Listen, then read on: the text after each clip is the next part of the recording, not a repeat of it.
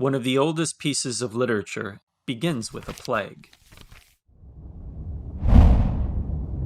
The fleet in view, he twanged his deadly bow, and hissing fly the feathered fates below. On mules and dogs the infection first began, and last the vengeful arrows fixed in man.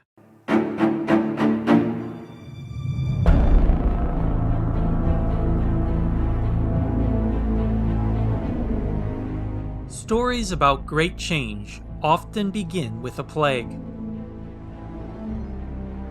No matter how vast your kingdom or how tall your monuments, disease and infection weakened economies, armies, morale, and ultimately brought the demise of even civilizations.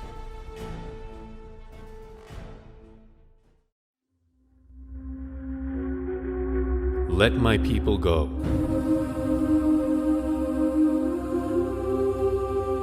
So that they may worship me. Or this time, I will send the full force of my plagues against you, and against your officials and your people.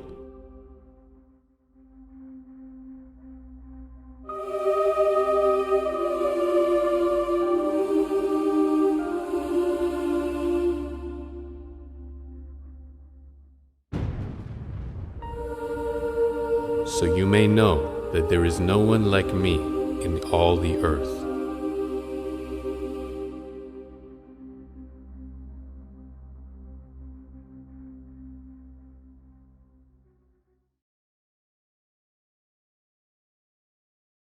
In story after story, once a human being has been humbled, and the gods and their higher way of life are appeased, the plague is lifted. Notice just how clear that sounds. The plague is lifted. There's more to this plague than simply what's under a microscope. It's part of something bigger. There is unease and unrest even before the sickness spreads. Ancient Rome suffered several deadly plagues. The first of these arrived at a time associated with tyranny and moral corruption, Nero's reign.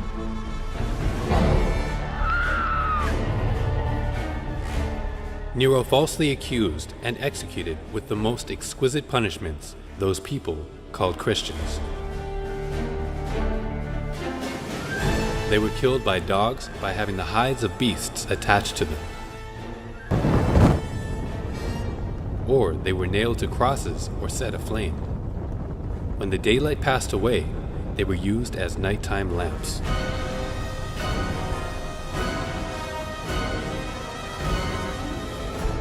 Tyranny, madness, depravity. This is how history remembers him. Rome rebuilt to even greater heights.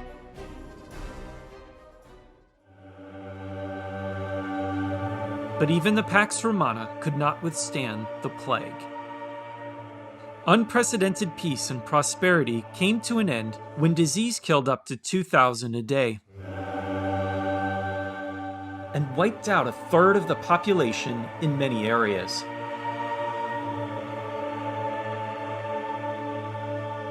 Plague only hastened what was already occurring.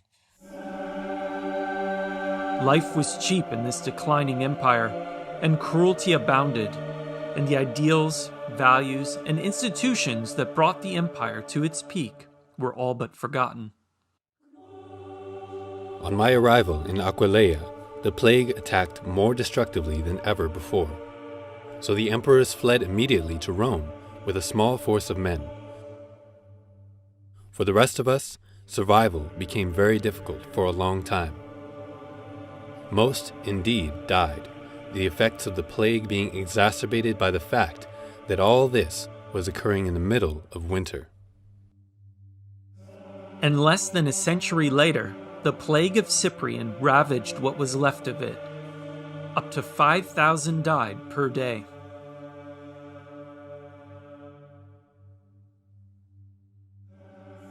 If Rome's great mistake was to persecute Christianity, then what is our mistake today?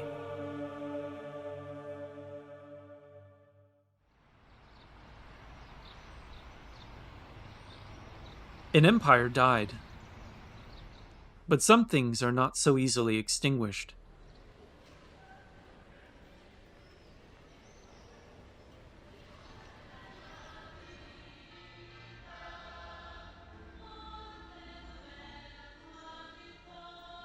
Generation after generation, century after century, millennium after millennium, plagues are part of the human experience. Civilizations come and go, but plagues always return. In China's highly developed civilization, people always knew that plagues were the will of heaven.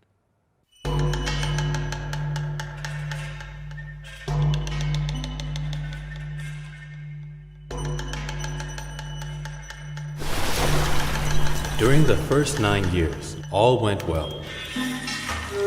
Grain harvests were large. The people were happy with their work.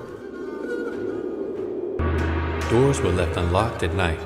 That was the period of first abundance. Another 9 years of prosperity followed. That was the second period of abundance. 9 years more, the fields continued to flourish. That was the period of third abundance. During that time, the people enjoyed great happiness. Who could have foreseen that extreme joy would give birth to sorrow? In ancient China, plague was a prelude to change. When a good king can reproach himself, the land prospers. When a king puts the blame on others, the country declines. When rulers became cruel and corrupt, natural disasters followed. Famine, rebellion, and destruction would bring each of these once great and powerful dynasties to a close. The Han Dynasty is considered a golden age. But its last years tell a different story. Massacres, puppet emperors, and the evil warlord Dong Zhuo incited war and rebellion. He would publicly torture his enemies for entertainment in gruesome ways, such as cutting out their tongues and eyes and burning them alive at banquets. The villain Dong Zhuo has robbed the empire and murdered the emperor. Heaven and earth will not bless him. The gods and men alike will not accept him. That period saw one of the worst plagues in China's imperial history. At its peak, the Han Dynasty population exceeded 60 million. After plague and war ravaged the last years of the dynasty, the population shrank to only 23 million by the time the dynasty fell. Out in the field are bones from dead people. I traveled 300 miles without hearing one rooster crow.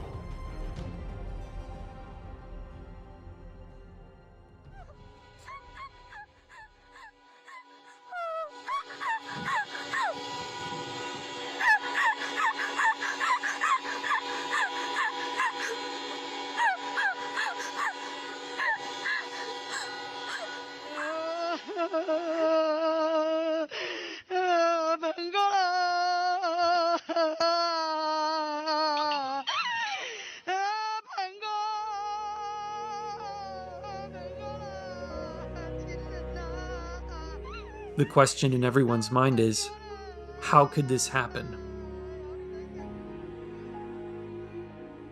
Why now? And why us?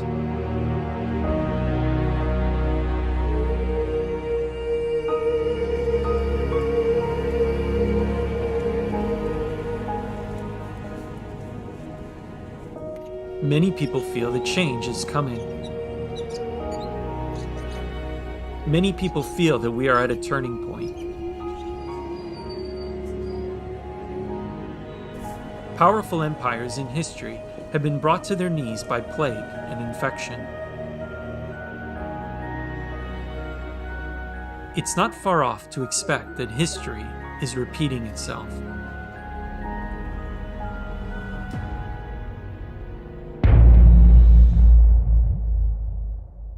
中方始终本着公开、透明、负责任的态度，执行党的决定。"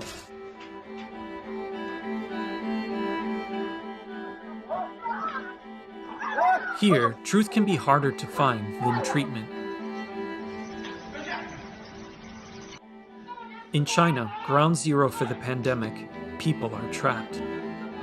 毫无保留同各方分享防控和救治经验。重症患者我们不收，生活不能自理了我们也不收。这些做法体现了人道主义精神，体现了一个负责任大国的责任担当。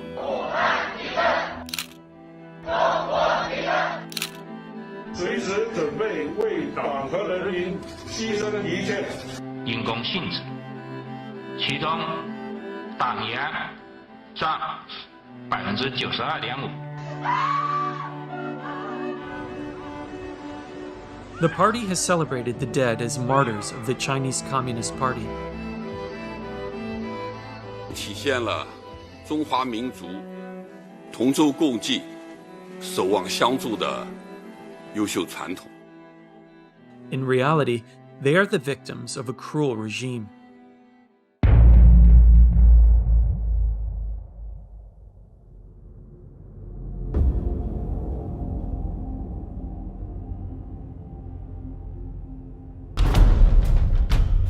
It's a regime forged in bloodshed, and it's never washed that blood off its hands. Its only goal is to sustain its power. All the time I don't feeling I'm safe here. China is still refusing to share the information we need to keep people safe. That people have no dignity, they have no value, and that they can do anything they want to them. And I sometimes worry that human life in China today has no value whatsoever.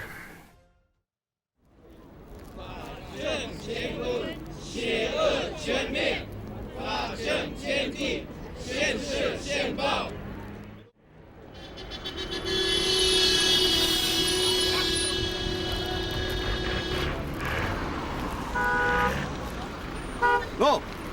Hey! Oh! Oh! Oh! 开车，走，等着，走，没什么好看，等着，走。 Spiritual believers of all faiths are persecuted. I was taken to a special room and placed in a high chair. Bands held my arms and the legs in place and tightened when they pressed a button. The guards put a helmet on my shaved head. Each time I was electrocuted, my whole body would shake violently. Why? Simply because the Chinese Communist Party cannot allow people to believe God is higher than the party. Long live Xi Jinping. Anyone who could not memorize a book of slogans and rules within 14 days would be denied food or beaten. Would be 1.5 million people detained in concentration camps in Xinjiang right now. If the world had stood up and stopped what was happening to Falun Gong 10 years ago, not a chance. I was a young surgeon. We come to a place called Western Mountain Execution Ground. More than 100 armed police. Chief surgeon said, get the liver and the 2 kidneys. When I cut through, blood still coming out. That means this person's still alive. We couldn't say no because there's no way you can say no. Killing your own citizens who believe in truth, compassion, forbearance. You are killing these people for their organs? what outrageous behavior. Are you a civilized government? Are you worse than Hitler? Are you worse than Stalin?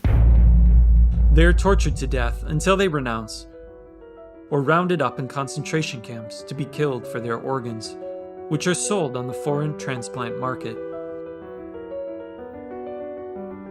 It's inevitable that justice will prevail. However, it's our choice whether that happens sooner rather than later. Can we allow evil to write this chapter of human history?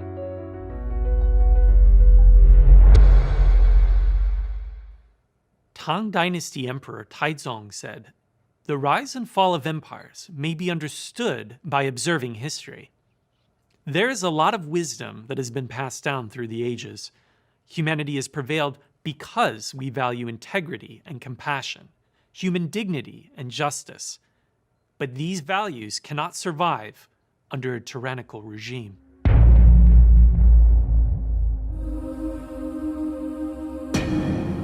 This regime's influence reaches into nations all around the world. And it has spread something more sinister than even the virus.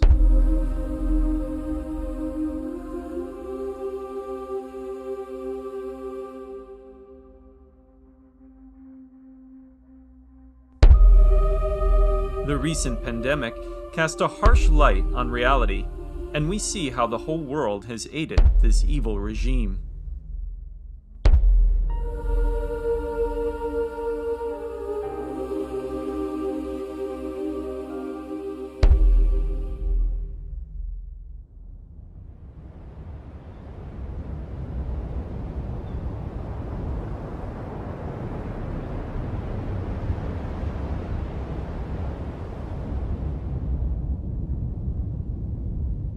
When things are chaotic to the extreme,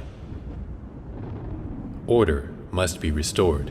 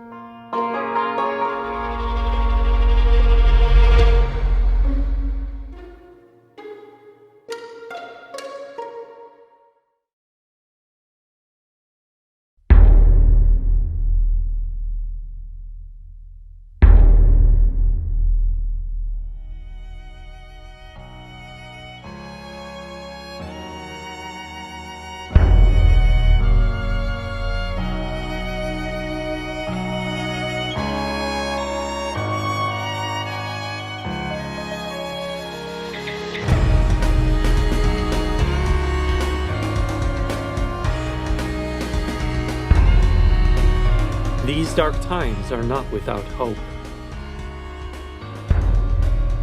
Though all of us come from different countries, cultures, and walks of life, we share universal values. We can still summon our compassion and integrity. We can still uphold justice and human dignity.